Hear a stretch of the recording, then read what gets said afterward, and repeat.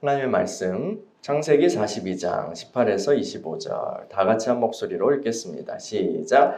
사흘 만에 요셉이 그들에게 이르되 나는 하나님을 경외하노니 너희는 이같이 하여 생명을 보존하라. 너희가 확실한 자들이면 너희 형제 중 한 사람만 그 옥에 갇히게 하고 너희는 곡식을 가지고 가서 너희 집안에 굶주림을 구하고 너희 막내 아를 내게로 데리고 오라. 그러면 너희 말이 진실함이 되고 너희가 죽지 아니하리라 하니 그들이 그대로 하니라. 그들이 서로 말하되 우리가 아우의 일로 말미암아 범죄하였도다. 그가 우리에게 해결할 때에 그 마음의 괴로움을 보고도 듣지 아니하였으므로 이 괴로움이 우리에게 임하도다. 르우벤이 그들에게 대답하여 이르되 내가 너희에게 그 아이에 대하여 죄를 짓지 말라고 하지 아니하였더냐.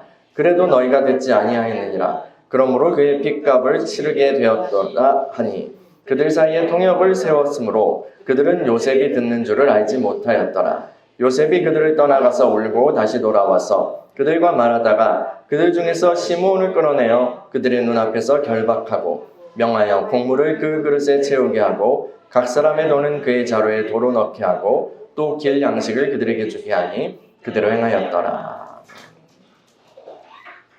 주님, 우리가 주님의 자비가 필요하고 주의 긍휼이 필요합니다. 하나님의 선하심을 맛보아 알게 하시고 언제나 우리와 함께 하시는 끝까지 우리의 생을 쫓으시는 그 선하심을 우리가 알기로 원합니다. 우리의 눈을 열어주시고 우리의 심령에 굳센 믿음을 허락하여 주시고 말씀의 믿음으로 화합하게 하여 주시옵소서. 이 시간에 주님께서 우리를 만지시고 인도하시고 하나님의 길로 우리를 이끌어 주시옵소서. 예수님의 이름으로 기도합니다. 아멘.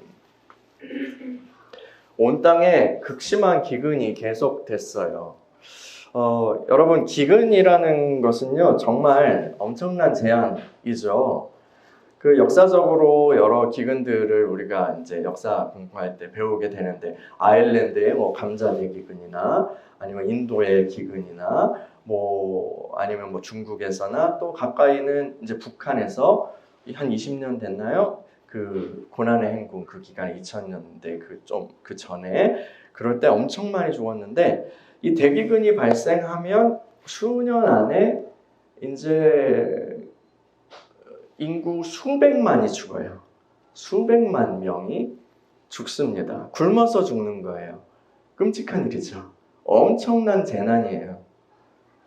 야곱 가족이 살고 있는 가나안 땅에도 이제 먹을 것이 바닥났어요. 이대로 가면 다 죽습니다. 다 죽어요. 그래서 야곱이 아들들을 불러가지고 소리쳐요.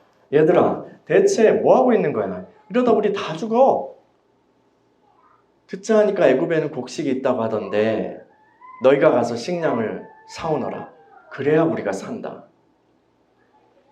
요셉의 형들 10명이 애굽에서 이제 곡식을 사기 위해서 출발했어요. 내려갔죠.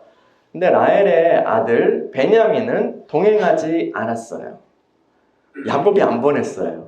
왜요? 요셉처럼 또 화를 당할까봐. 사실상 야곱의 그 마음에는 이 라헬만 정실이잖아요. 정실 부인이잖아요. 그러니까 이 요셉처럼 베냐민도 어떻게 될까봐 두려워서 보내지 않았던 거예요. 그래서 10명만 출발합니다. 근데 애굽에 도착해 보니까 야곱 가족들 말고도 야곱의 아들들 말고도 곡식을 사기 위해서 그 가나안 땅에서 갔던 사람들이 굉장히 많았던 모양이에요.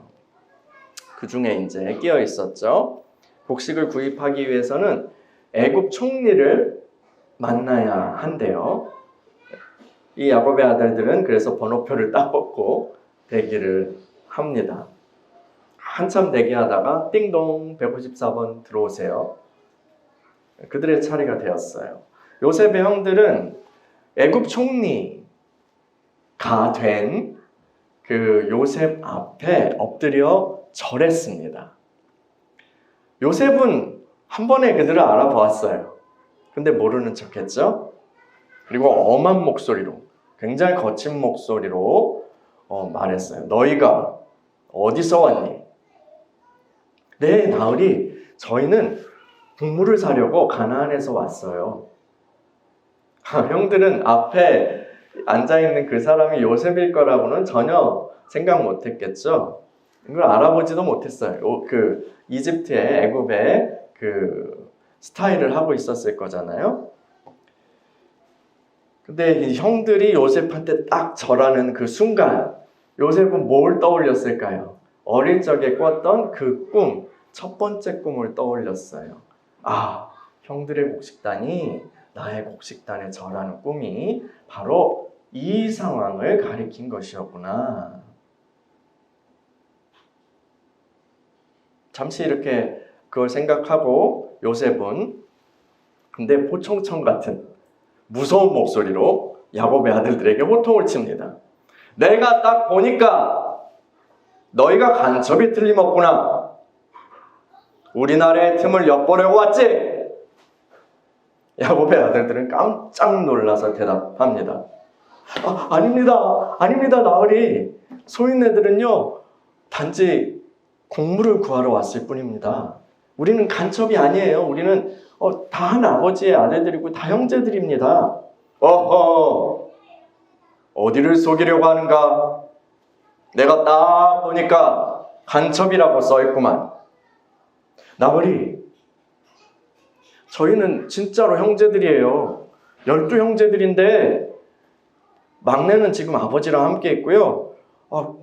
그리고 한 아우는요, 없어졌습니다. 뭐?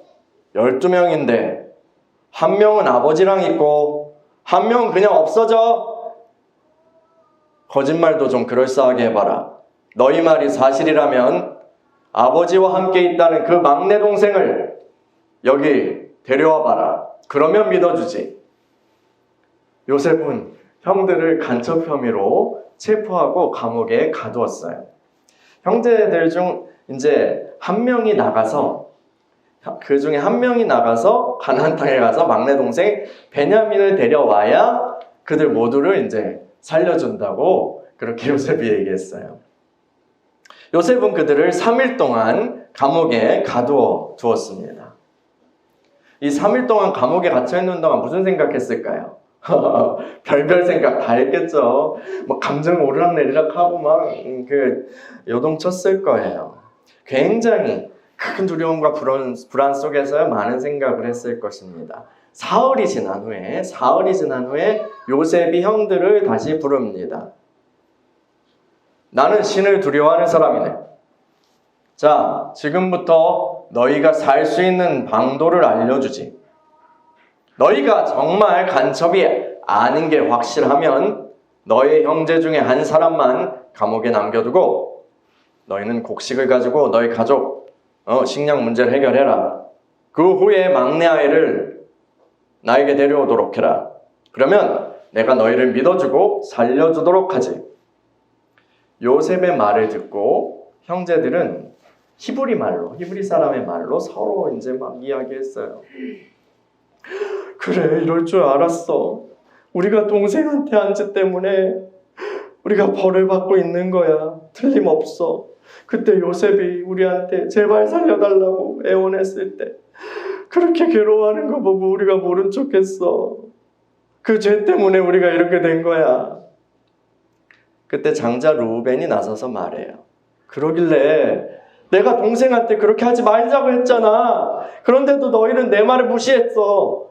이제 우리가 다 그 아이의 핏값을 치르게 됐어.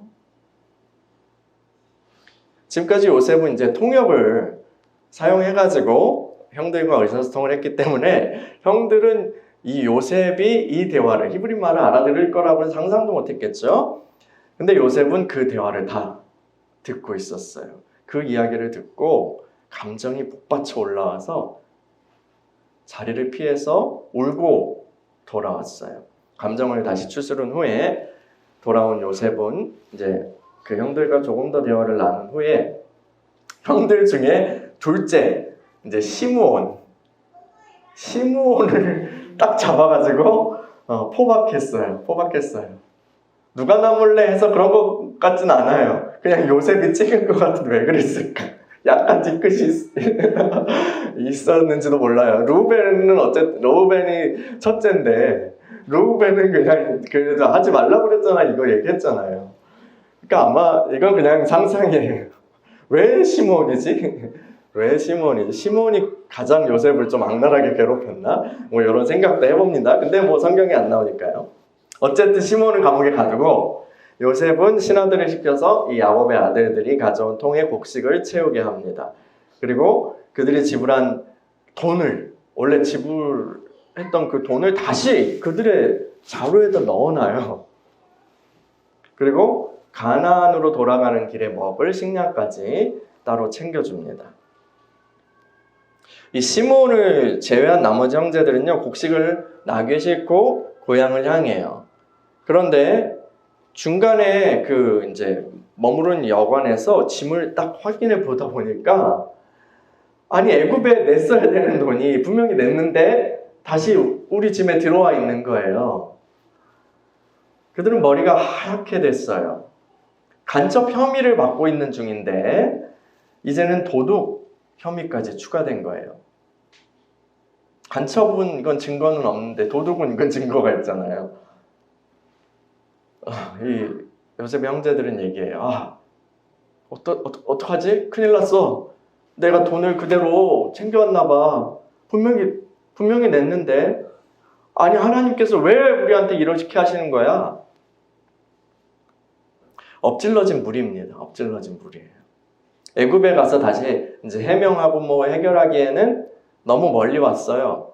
그리고 고향에서 굶주리고 있을 그런 아버지와 가족들 그 문제부터 해결해야 돼요. 살려야 했어요. 그래서 형제들은 가나안으로 가서 이제 식량을 전달하고 아버지에게 그간 있었던 일을 자세하게 보고합니다. 아버지 야곱은 그 말을 듣고 아들들한테 격노해요. 뭐 격노했다는 표현은 없어요. 저의 해석입니다. 너희가 내 아이들을 다 뺏어가는구나. 요셉도 잃어버리고 시몬도 잃었는데 베냐민도 데려가겠다고? 안 돼! 내 눈에 흙이 들어가기 전까지는 결코 안 된다. 그때 루벤이 나서서 한 번 더 이제 설득하려고 해요.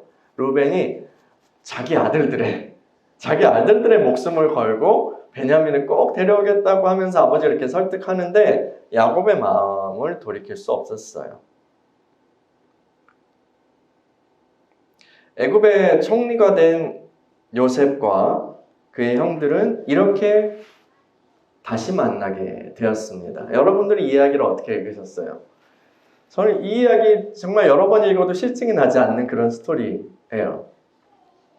하나님께서 요셉을 애굽에 보내시고 총리가 되게 하신 것은 바로 이 일을 하시기 위함이죠. 야곱 가족들을 살리기 위해서요.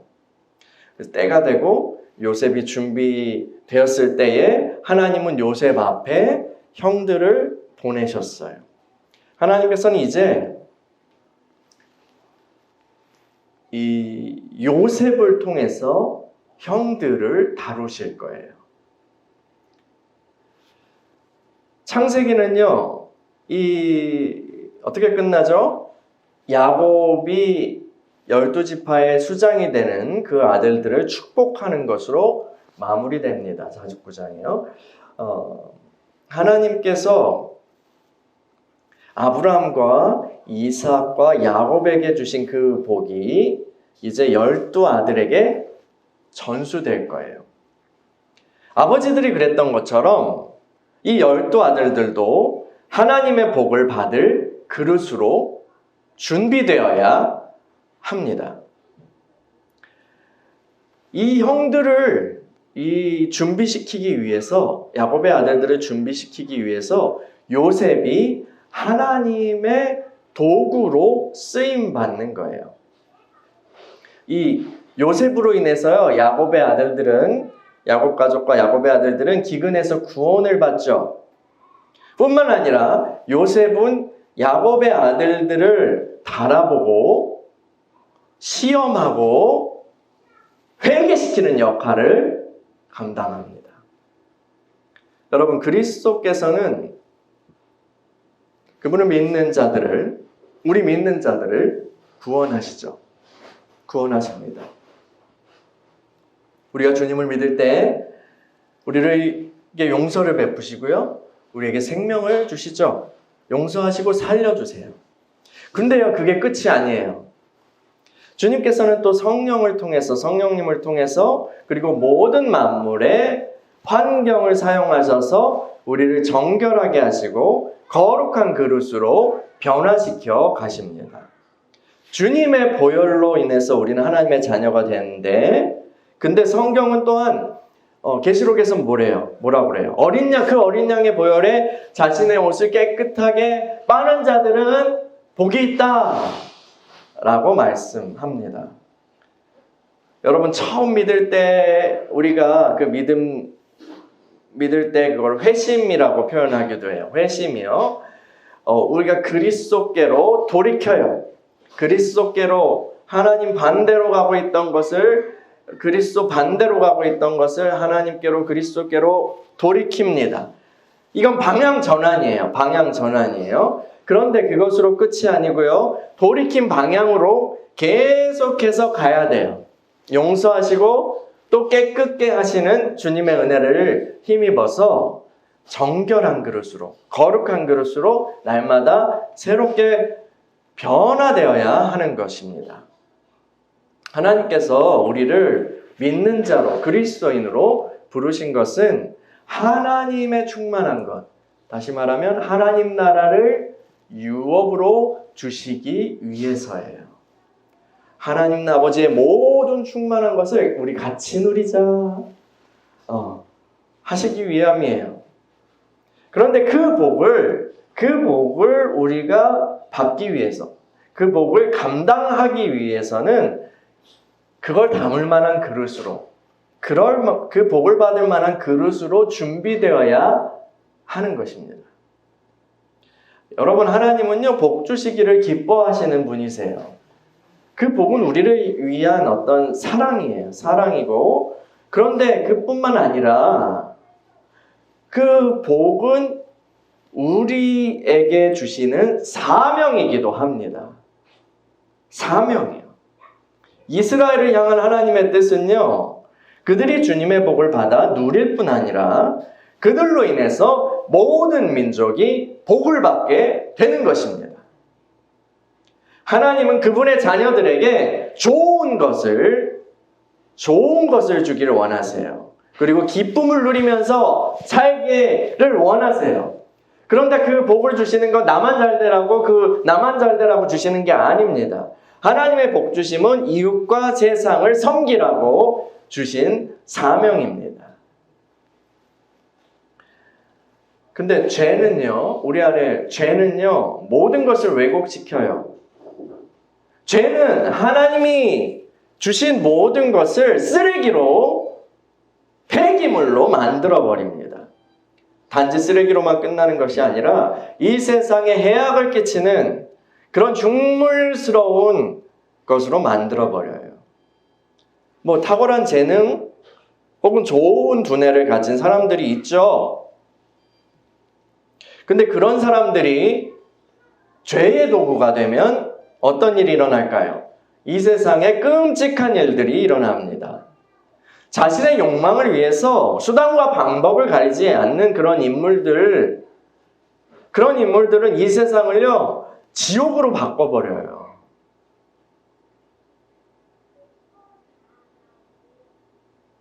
돈이나 권력도 마찬가지예요. 머리, 이런 재능, 이것뿐만 아니라 돈, 권력은 더 그렇죠. 이 죄의 도구가 된 사람들이 돈과 권력을 주면 어떻게 돼요? 이 사회에 죄의 영향력이 확 퍼집니다. 마귀의 통치가 펼쳐지는 거예요. 지옥화 되는 거예요. 사람들은 점점 마귀화 되는 거예요. 마귀의 목적은 도적질하고 죽이고 멸망시키는 거죠.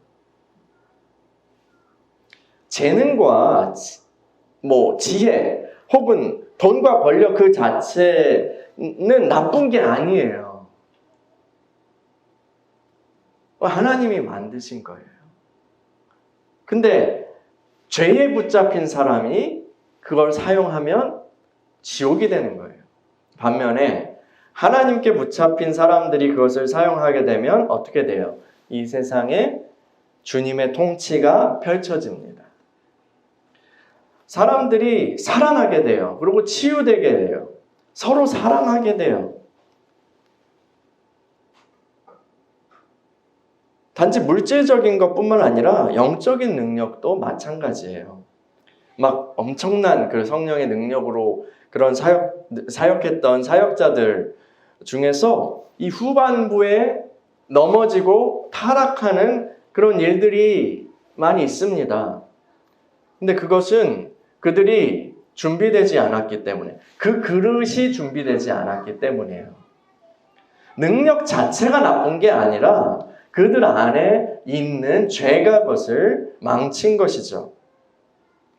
어떤 이들은요, 하나님의 능력으로 사용하다가 그렇게 사역하다가 넘어지는 사람들을 보고 아예 성령의 은사 능력, 성령 사역 이런 것들을 부인하거나 아니면 아예 거절하고 그런 건 그냥 덮어도 하고 봉인해 버리려고 해요. 그것도 사탄이 기뻐하는 일이죠. 그럴 게 아니라 우리는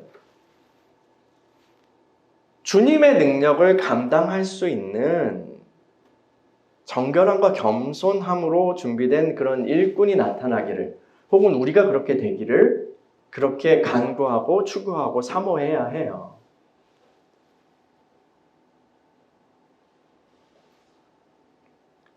여러분, 우리는 복을 구해요. 우리는 복을 구합니다. 그거는 좋은 거예요.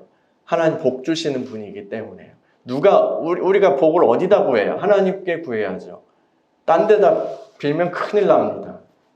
우리는 복을 구하지만, 그런데 그것이 하나님의 사랑인과 동시에, 우리를 향한 사랑인과 동시에 하나님의 사명이라는 것을 알지 못하면, 우리가 그것을 알지 못하면 주님과 엇박자를 치게 됩니다.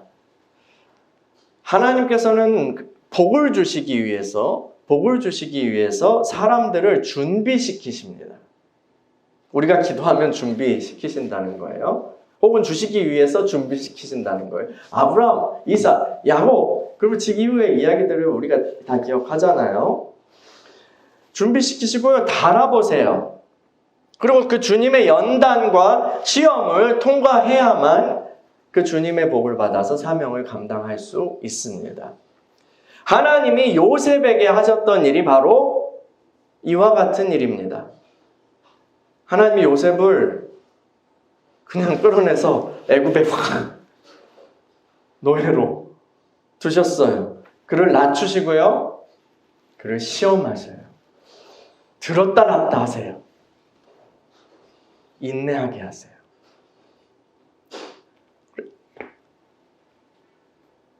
주님의 긍휼로요, 요셉은 그 모든 과정에서 승리하였어요. 아무도 보지 않는 상황 속에서도 주님 경외함을 선택해요. 이해할 수 없는 상황 속에서도 주님 신뢰하기를 놓지 않습니다. 요셉이 이렇게 할 수 있었던 것은 우리 주님 그리스도께서 요셉 안에 베푸신 그 순종의 능력, 그 생명의 능력으로 인한 것이라고 저는 믿어요. 어쨌든 결국 요셉은요, 주님의 연단을 잘 통과했어요. 그리고 애굽 총리라는 그런 위치로 자리매김합니다. 모든 사람이 애굽 총리가 되는 것은 아닙니다. 그렇죠? 애굽 총리 같은 그런 자리에 오르는 것은 다 아니란 말이에요. 그런데요, 모든 사람에게 하나님이 원하시는 최종적 부르심의 자리가 다 있습니다. 그 모양은 다양하고 그 위치는 다 다를지언정 하나님의 최종적 부르심의 자리가 있다는 것은 동일하다는 거예요. 이 자리는 축복의 자리고요, 사명의 자리고요, 주님의 영광을 드러내는 그런 자리예요. 우리 주님께서 다 이루었다 하신 것처럼 우리 다 했어요. 숙제 다 했어요 하고 주님 품에 안길 수 있는 거예요. 근데 이 위치는요, 거저 주어지는 것은 아닙니다. 순간순간 모든 일상에서 하나님을 선택하면서 주님께서 또 중요하게 보시는 또 시점들이 있어요. 요셉에게 경우에는 그런 시점들이 있었잖아요. 우리에게도 있어요. 막 그 여인네가 계속 막 따라와서 막 유혹하고 막 그러잖아요. 중요하게 보시는 순간들이 있어요. 우리를요. 그때 시험을 통과해 나갈 때 그 위치를 향해서 한 단계, 한 걸음 더, 한 단계 더 성장해 나가게 되는 거예요. 여러분, 우리 삶에서도 하나님께서 정말 모든 순간에 우리는 주님을 선택해야겠지만, 근데 특별하게 하나님이 중요하게 보시는 그런 때가 있어요. 평소에 우리가 이렇게 잘 그 학교에서도 공부 잘하면 중간고사, 기말고사 보잖아요. 그런 것처럼 어떤 주님이 달아보시는 그런 때가 있어요. 이 사람에게 내가 이제 더 많은 것을 주어도 되는가? 하나님께서 달아보시는 그런 시기가 있어요. 이건 마치 승급시험과 같습니다. 승급시험과 같아요. 평소에 우리가 주님께서 주신 삶에서 그렇게 충실하게 믿음으로 전진해 왔다면 승급시험의 때가 와요. 그건 어떤 특별한 사건일 수도 있어요. 요셉과 같이, 이 여인네 같이. 근데 또 그냥 잘 인식하지 못하는 평범한 일상 속에서 벌어질 수도 있어요. 그 순간에, 근데 그 주님이 주목하시는 순간에 주님이 원하시는 고백을 하거나 아니면 원하는 행동을 하면 그 다음 단계로 성장합니다.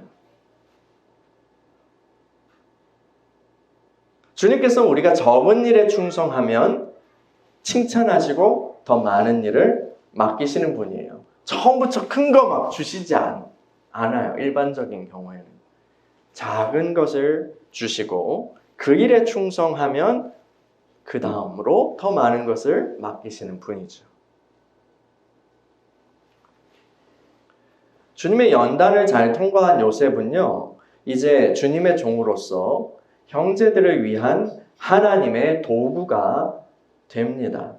하나님께서는 성령님과 환경을 통해서 우리에게 역사하시지만 또한 그분의 사역자들을 통해서 우리를 연단하십니다. 혼자 가는 길은요, 정말 힘들고 어려워요. 그리고 내가 일로 가야 되는지 절로 가야 되는지 우리 다 잘 깨닫기 어렵잖아요. 그렇죠?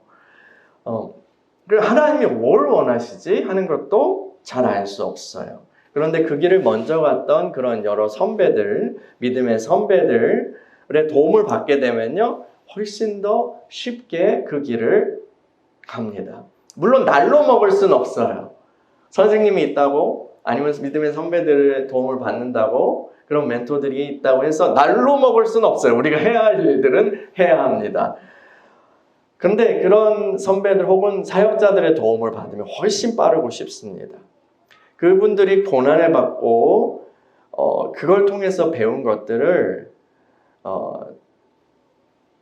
배우면서 우리가 시행착오를 줄일 수도 있고요. 그분들이 또 하나님께 받은 복과 능력을 힘입어서 우리가 어려운 고비를 넘어갈 수 있기 때문입니다.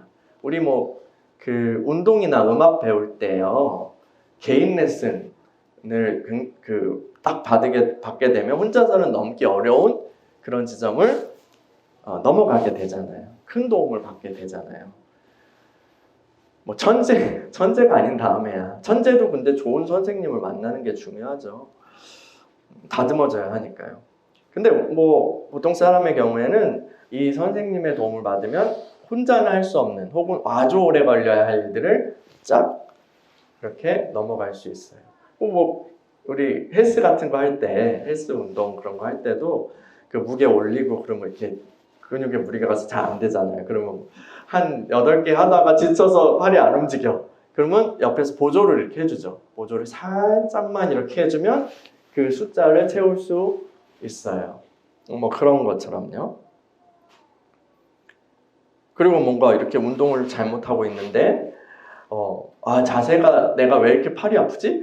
왜 이렇게 허리가 아프지? 하면 그 이제 전문가들이나 아니면 숙련자들은 딱 보면 이렇게 자세를 바꿔보세요 하면 이게 또 효율적으로 또 큰 손상 없이 운동할 수 있게 되는 그런 부분도 있습니다. 다른 영역도 마찬가지고요. 영적인 영역도요. 마찬가지예요. 이 요셉은요. 감옥이라는 장소를 아주 잘 알고 있었죠. 그죠? 감옥이라는 장소를 활용하는 법을 아주 잘 알고 있었던 양반이었죠. 그래서 형들을 간첩으로 딱 몰아가지고 감옥에 가두고 처음에는 누가 나가서 한 사람만 나가서 데려오라 이렇게 했잖아요. 누가 먼저 나가서 그 데려오나 이걸 고민하게 만들어요. 그러면서 이제 누가 나가서 베냐민을 데려오지? 그러면 거기 있는 아버지를 어떻게 설득하지? 그럼 식량 문제는 어떡하지? 하면서 우리 그건 죽으라는 얘기인가? 아니면 그 나갈 사람을 누구로 정해서 믿을 수 있냐? 이런 거 해서부터 아주 3일 동안 다 번민하고 그렇게 만들어요. 그래서 형들의 마음에 기력이 어느 정도 빠졌을 때 요셉은요, 3일이 지난 후에 살짝 조건을 바꿉니다. 살짝 조건을 바꿔요. 한 사람만 인질로 남고 나머지는 곡식을 가지고 동생을 데려오라고 한 것입니다. 그들의 마음을 들었다 놨다 하는 거예요. 하나님께서 우리를 다루실 때도요, 굉장히 처음에는 겁먹게 그리고 두렵게 하는 어떤 그런 상황같이 오게 하시는데 그게 이제 그 다음 시간이 약간 지나면 이제 그거보다는 덜한 경감된 그런 상황일 때가 있어요. 그래가지고 근데 되게 놀라게 하시는 거죠. 충격받게 하시는 거예요. 그리고 들었다 놨다 하시는 거예요. 이 요셉은요, 이런 상황을 통해서 형들의 마음에 무엇이 있는지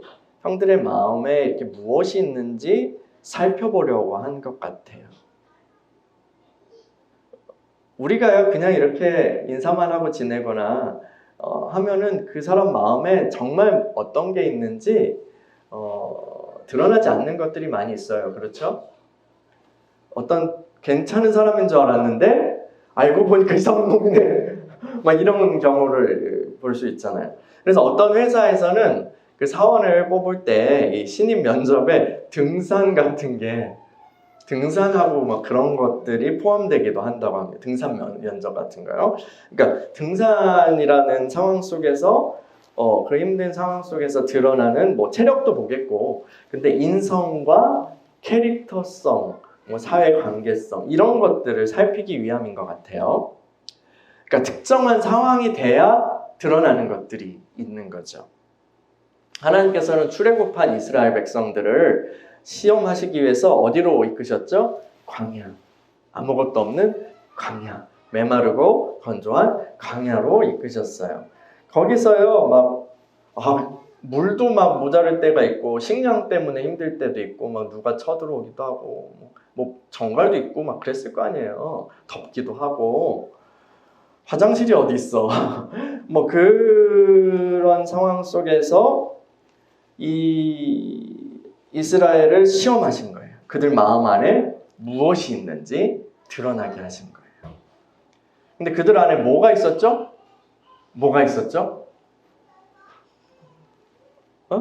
애원망, 불평과 감사치 않음과 배은망덕과 또 거역 이런 게 나오잖아요. 하나님께서 우리 삶에서도 그렇게 하실 때가 있어요. 어떤 상황을 안배하시고 우리 안에 무엇이 있는지 보시는 거예요. 평안한 상황 속에서는 다들 그래요. 우리가 다 이렇게 좋은 표정으로 난 주님을 사랑합니다. 주님 사랑합니다. 주님 신뢰합니다. 주님 감사합니다. 다 이렇게 해요.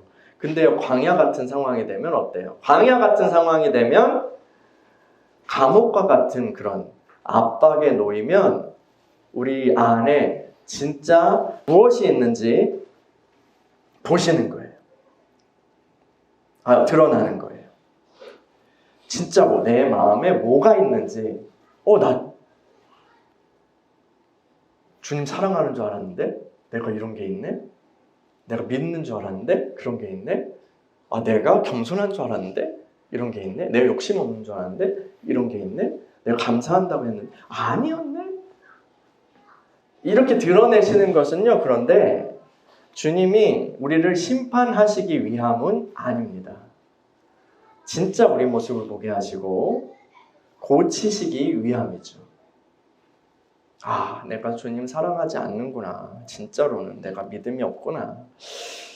정말 내가 죄의 덩어리구나. 죄 공장이구나. 죄 나무구나. 막 인정하게 하시는 거예요. 우리가요, 하나님의 은혜를 구해요. 우리 신자들은 하나님의 은혜를 구합니다. 날마다 그 은혜를 구하지만 은혜를 안 구하는 사람은 간이 큰 사람이죠. 근데 여러분들 다 하나님의 은혜를 구해요. 근데요, 진짜 절실히 구하지는 않아요. 왜냐하면 나는 괜찮다고, 나는 괜찮은 사람이라고 생각하기 때문이에요. 나는 적당히 괜찮은 사람이라고 생각하기 때문입니다. 그래서요, 내가 하나님, 제가요, 은혜가 필요합니다 라고 그렇게 말하지만 입으로만 말해요. 마음 깊숙한 곳에서는, 내 마음 깊숙한 곳에는 어떤 소리가 있어요? 그런데 나는 이만하면 괜찮지 않나요? 이렇게 외치고 있는 거예요. 하나님, 난 은혜가 필요해요 라고 하지만 그런데 나는 이만하면 괜찮지 않나요? 이렇게 외치는 거예요. 그런 우리를 깨우시기 위해서 광야 혹은 감옥과 같은 상황들이 벌어지는 것입니다. 형제들은 이 죽음을 직면한 상황 속에서 충격을 받고요, 자신을 돌아봐요.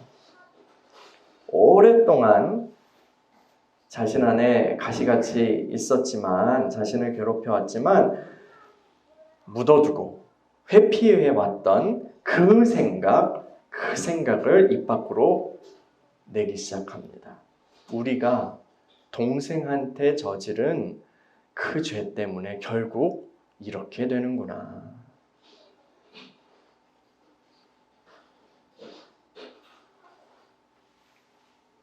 이 형제들의 마음 깊숙한 곳에 이 요셉이 자신을 향한 그 죄에 대한 그 일말의 죄책감이 있다는 것을 발견한 요셉은 그걸 듣고요, 감정이 북받쳐 올라서 울고 왔어요. 제가 보기엔 요셉은 거기서 희망을 본 것 같아요. 여러분, 오늘날의 이 시대 정신들은 죄책감 같은 것은요, 그냥 개나 줘버려 라고 말합니다. 네 잘못이 아니야 라고 말하길 좋아합니다. 물론 그 말이 필요할 때도 있어요. 근데 그게 도를 좀 넘어서서 아예 죄라는 단어를 없애버리고 싶어 하기도 해요. 근데 어떤 방식으로도요, 우리는 회피할 수 없어요. 하나님은 죄를 미워하시고 또 죄를 심판하시는 분이십니다.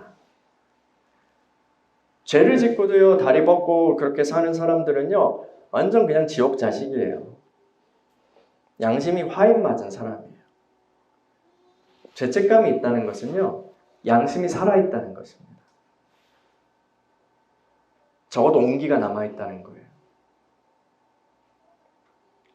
하나님이 우리에게 은혜를 주시기 위해 하시는 사역 중에 하나가 마음을 찔리게 하시는 거예요. 마음을 찌르시는 거예요.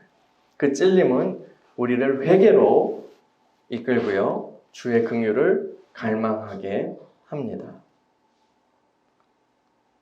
여러분, 하나님이 임재가 막 가까이 이렇게 막 오시면요, 기분 좋을 것 같죠?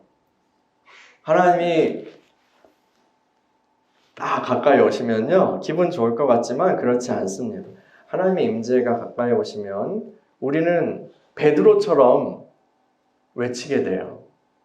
주여, 나를 떠나소서. 나는 죄인입니다. 주님이 그 말을 듣고 베드로를 떠나셨나요? 떠나시지 않았어요. 오히려 그를 제자로 부르시고요, 그와 동행하셨죠. 그 후에도 이 베드로는요, 주님과 동행하면서 수제자로 활동하긴 하지만 계속 좌충우돌하고 막 엎지락뒤치락하고 또 좋았다가 나빴다가 막 이렇게 막 그래요. 이 사람 상대가 좋은 거야 나쁜 거야 이런다고요. 주님이 그리스도이십니다 라고 그렇게 고백해서 그것은 하나님께서 하신 일이야 라는 주님의 칭찬을 받기도 하고, 근데 바로 다음에 주님 십자가 지시고 이제 고난 받으신 그런 얘기를 이렇게 마음을 여서 하시니까 그거는 안 돼요 라고 막 그런 일은 일어나서는 안 됩니다 막 하니까 사탄 소리를 주님한테 사단아 내 뒤로 물러가라 이런 꾸지람을 듣기도 합니다. 그리고 끝까지 주님을 따르겠다고 막 호언장담합니다. 호언장담하지만 근데 중요한 순간에 어떻게 돼요? 주님이 가장 약해지시고 친구가 필요했을 그 순간에 어떻게 돼요? 주님을 욕하고 주님을 부인하는 배은망덕한 죄를 짓기도 하죠. 주님이 부활하셨다는 소식을 듣고도요, 요한복음에 의하면 나는 그냥 고기 잡으러 갈게 이렇게 그냥 낙심해서요, 또 부끄럽기도 하고 고기를 잡으러 가요. 그런데 해변가에 딱 나타나신 주님을 보고 어떻게 해요? 주님이시다 하고 옷을 확 벗고 바로 또 뛰어들기도 합니다. 네가 나를 사랑하니? 라고 말씀하시는 그 주님으로 인해서 마음의 회복을 경험하죠. 주님께서는 3번의 부인으로 주님 마음 아프게 했었잖아요. 근데 3번의 또 시인을 받아내시고 회복시켜 주세요. 그리고 끝까지 첫 번째 사도로서 복음 사역을 감당합니다. 결국 베드로는요, 전설에 의하면 십자가에 못 박혀 죽게 되는데, 근데 거꾸로 매달려 죽는다고 했잖아요. 이 얘기 여러 번 했죠. 그래서 왜 그랬을까? 주님을 부인한 자신이 감히 그 주님과 같은 모습으로 죽을 수는 없다라고 하면서 자청해서 십자가에 거꾸로 매달려서 순교했다고 합니다. 여러분, 이러한 베드로의 인생을 볼 때요, 베드로가 끝까지 놓지 않았던 고백, 처음부터 끝까지 놓지 않았던 고백은 이거예요. 주님, 나를 떠나소서. 나는 죄인입니다. 그는 용서받았어요. 그리고 은혜 받았어요. 치유받고요. 인정도 받고요. 성장하고요. 성숙했어요. 이 베드로는요, 복음 안에 있는 하나님의 놀라운 사랑을 아는, 그 영광을 아는 사람이에요. 막 주님 부활하시기 전에, 죽으시기 전에도 막 변화산에서 그 영광을 미리 본 사람이잖아요. 근데 한편으로는요, 베드로는 주님 앞에서요, 자신이 감히 고개를 들 수 없는 죄인이라는 사실을 늘 인식하면서 살았어요. 여러분, 하나님 앞에서요, 우리는 자유합니다. 그렇죠? 우리는 용서받았어요. 우리는 하나님의 의가 되었어요. 그리스도 안에서요. 이건 놀라운 진리입니다. 그런데 또한 하나님 앞에서 여전히 우리는 죄인입니다. 구원파와 같은 이단들은요, 내가 하나님의 은혜로 의인이 되고 또 죄인이라는 이 두 가지 사실을, 두 가지 명제를 동시에 품는 것은 모순이다라고 그렇게 말하면서 결코 나는 죄인이다라고 말해서는 안 된다고 이야기해요. 그런 걸로 사람들을 현혹시킨 거죠. 근데 그렇지 않습니다. 그렇지 않습니다. 바울은요, 누구보다도 그리스도 안에 있는 그 의인으로서의 정체성에 대해서 잘 알았던 사람이에요. 그런데요, 그의 생후반부에 뭐라고 그래요? 나는 죄인 중에 괴수다 라고 말해요. 바울이 구원받지 못했어요? 바울이요? 바울이 주님을 사랑하지 않습니까? 바울은요, 누구보다도 많은 은혜를 받은 사람이에요. 그래서 너무 많은 은혜를 주셔서, 너무 많은 계시를 주셔서 하나님이 좀 그 육체의 가시를 제거해달라는 바울의 기도까지도 거절하실 만큼 엄청난 은혜를 받은 사람이에요. 그런데 그 주님 앞에서요, 끝까지 바울은 자신이 죄인이다라는 느낌을 잃지 않고 있습니다. 여러분요, 주님 앞에서 우리의 마음을 점검하는 중요한 기준이 있습니다.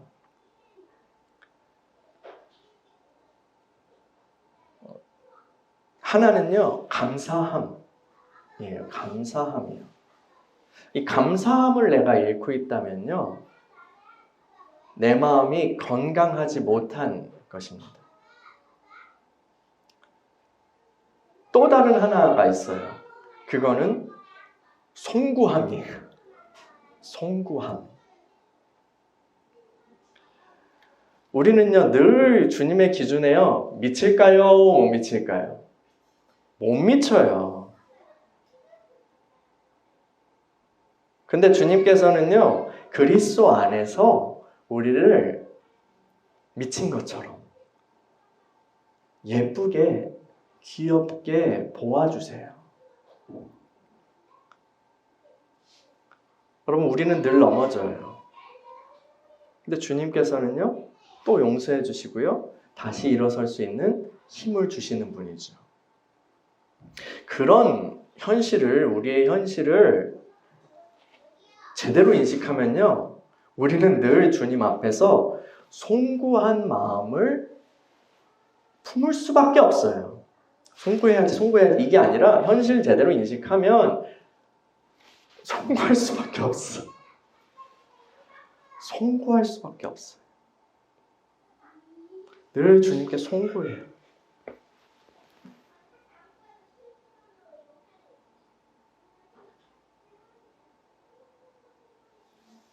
감사할 수밖에 없고요, 송구할 수밖에 없어요.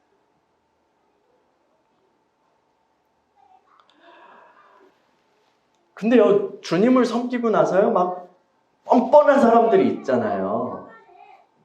내가 이만큼 주님께 했는데 말이야, 하면서 주님 앞에서 자기 지분이 있는 것처럼 그렇게 행동하는 사람들이 있습니다. 지옥으로 가고 있는 거예요. 교만한 거예요. 그거는, 교만은 멸망의 선봉이라고 그랬잖아요. 주님 잘 섬기고 그런 태도 가지면요, 이전에 섬긴 것들 다 쓰레기로 그냥 돌리는 거예요. 우리는 주님 앞에서요, 잘 해야 돼요. 또 잘하려고 애쓰고 잘 섬기고요, 또 그것을 할 수 있도록 은혜 달라고 해야 돼요. 그리고 그렇게 되면 감사해야 돼요. 하나님 잘 섬길 수 있게 감사합니다. 또 한편으로는 더 섬기지 못함에 죄송해야 돼요. 비굴하라는 얘기가 아니고요, 주님 앞에서 더 이거 해야 되는데 내가 못해서 죄송합니다. 부족해서 죄송합니다. 이 마음을 품을 수밖에 없다고요. 주님 앞에서는요. 이게 겸손히 주를 섬기는 건강한 마음이에요. 그리고 이 마음이 바로 하나님의 복을 담을 수 있는 정결한 그릇이 됩니다. 잠언 17장 3절에서 보면 도가니는 은을, 풀무는 금을 연단하거니와 여호와는 마음을 연단하시느니라 라고 했어요. 하나님께서는요, 우리를 연단하시고 시험하십니다. 용광로에서 금속을, 은을 막 재련하시는 것처럼, 도가니에서 막 은을 재련하시는 것처럼 녹이시고요. 그리고 불순물을 드러내시고 과정을 통해서 불순물과 분리하시고 제거하세요. 그것은 우리를 깨끗한 그릇으로 준비시키시기 위함, 그리고 그렇게 하셔서 복 주시기 위함입니다. 주님의 복을 받아 담아서 누리고 주님의 복을 이 땅 가운데 또 이웃에게 전하는 그런 사명을 감당하게 하시기 위함이에요. 베드로는 이렇게 얘기했어요. 너희 믿음의 확실함은 불로 연단하여도 없어질 금보다 더 귀하여 예수 그리스도께서 나타나실 때에 칭찬과 영광과 존귀를 얻게 할 것이니라. 아멘. 너희 믿음의 확실함은 불로 연단하여도 없어질 금보다 더 귀하여 예수 그리스도께서 나타나실 때에 칭찬과 영광과 존귀를 얻게 할 것이니라. 아멘. 베드로전서 1장 7절 말씀. 우리를 연단하시는 그 주님의 의도를, 주님의 그 마음을 잘 알고 연단의 불을 통해서 정금과 같은 믿음으로 주님 앞에 서는 저와 여러분들이 되기를 간구합니다. 함께 기도하겠습니다.